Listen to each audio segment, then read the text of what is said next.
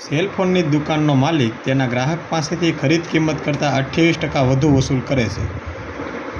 જો કોઈ ગ્રાહક ₹8,960 સેલ ફોન માટે ચૂકવે તો સેલ ફોનની મૂળ કિંમત કેટલી હતી આપણને ગોતવાની કીધી છે. મૂળ કિંમત આ આપણને ગ્રાહકને વેચે છે એટલે આપણે વેચાણ કિંમત છે. ટોટલ પ્રોફિટ કેટલા તો કે 28% વધારે કિંમતે વેચે સેલ કરે છે ત્યારે આપણે ગોતીએ મૂળ કિંમત ગોતીએ તો કે આ પ્રાઇસ કઈ છે 8,960 એ 28% પ્રોફિટ એટલે 128% એણે વેચ્યું છે.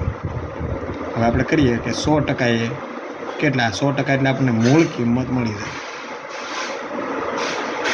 કેલ્ક્યુલેશન કરીએ 60 સોકડી ગુણાકાર છેદની અંદર આવશે 128 5 7 ને છેદ 7 ને 7 કાપીએ તો 70 એટલે આપણને જવાબ મળશે 7,000.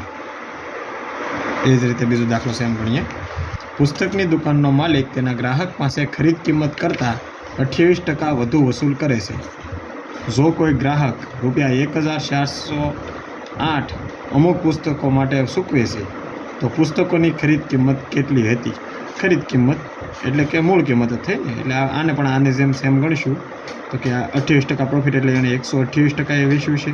કેટલી તો કે 1,408 128% છે તો 100% એ કેટલા આપણે સોકડી ગુણાકાર કરીએ 100 ગુણ્યા 1,408 છેદમાં 128